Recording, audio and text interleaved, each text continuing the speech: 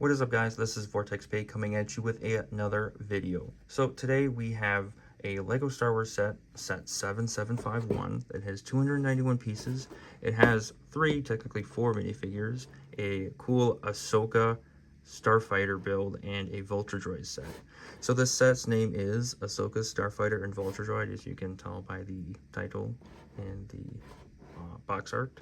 So here is the back of the box. So it shows you your flick fire missiles. You can open the cockpit for Ahsoka and her flick fire missiles, and it shows off the Vulture Droid in its stance and flight mode.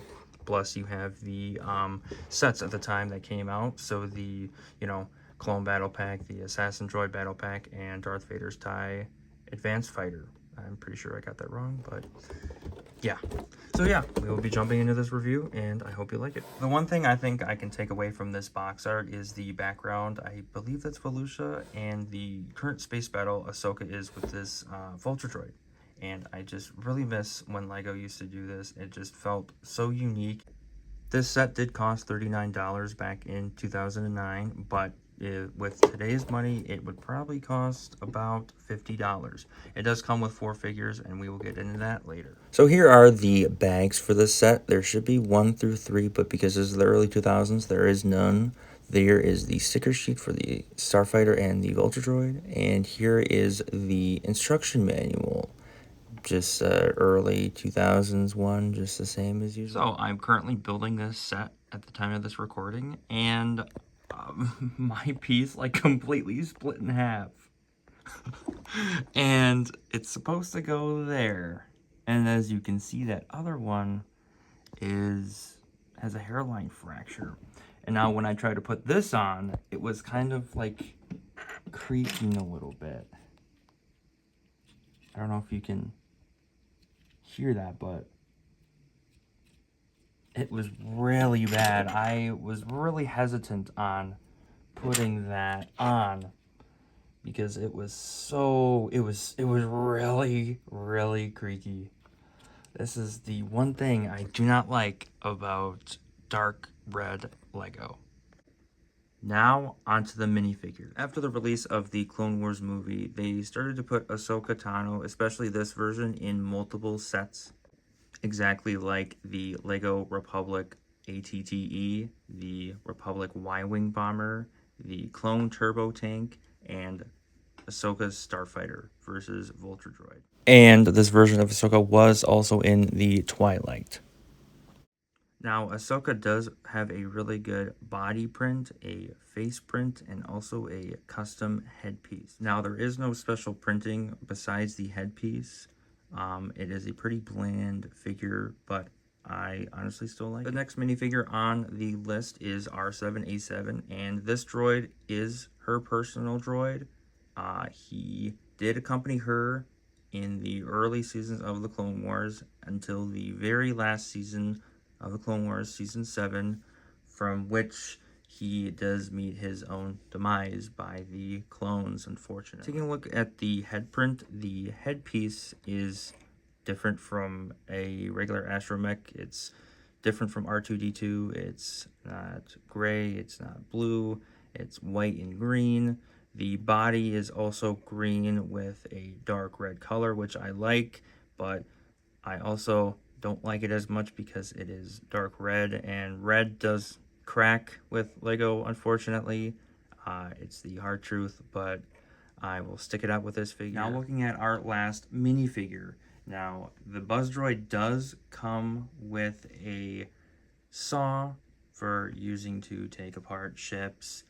It does come with 2 eyes, as seen in the movie Revenge of the Sith and the Clone Wars. Looking at the exclusive printing for this figure, it is the 2 shield parts.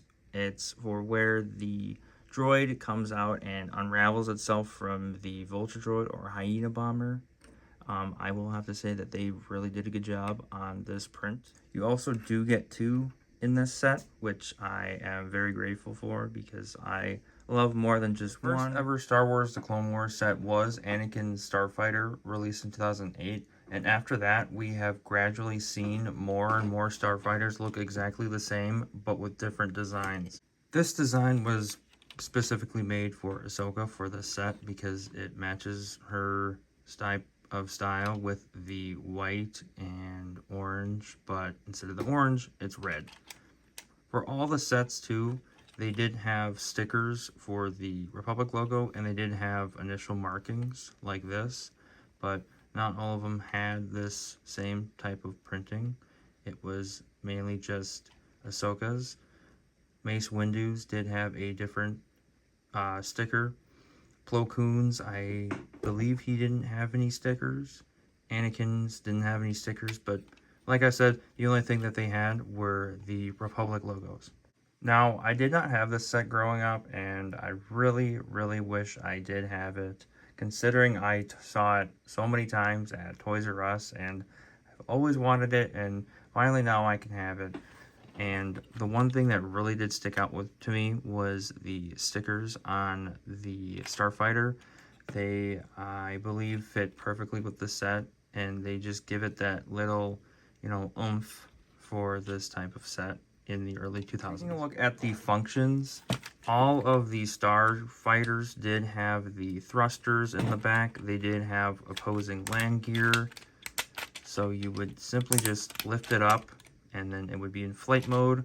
But if you wanted to play with it, you'd have to bring down all of the landing gear so that they would land peacefully. So for the play features, it does have flick firing missiles, like I said, and I think this is a really cool design that LEGO implemented into the set. Basically what you do is you push this back and the flick fire missiles goes off. That is amazing. I did mean to say push it forwards instead of backwards, so my apologies. The one thing I do find weird about this set is that there are no center studs in here to put your astromech. As you can see in the droid compartment for Plo Koon Starfighter, there is only two one-studded tile pieces to hold the bottom of the droid's legs. I also don't understand why LEGO didn't implement a feature where you can hold your lightsaber. I know they did in multiple Starfighters over the years, but it just would have made sense right here. I mean, whenever you're playing with Ahsoka, you can't just, put it in here and be like, well, it just falls out like that. But though, I will be honest though, I think that this is probably one of my favorite Starfighters out of all of the Clone Wars Starfighters. Moving on to the Vulture Droid. Now, the Vulture Droid does come with flick firing missiles. It also does come with a flight mode and a swirling head. The one thing too that I can take away is the stickers on the sides. I think they look amazing and they match up with the ones in the TV series because this is what this is based off of. This does have flick firing missiles too. It actually has two of them, so you can just, fire them. I don't know if this one's gonna fire at all, but oh, there we go. Yeah, so my thoughts are I really like it.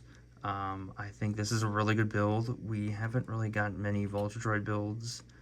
The only one we really got were the early ones from the early 2000s.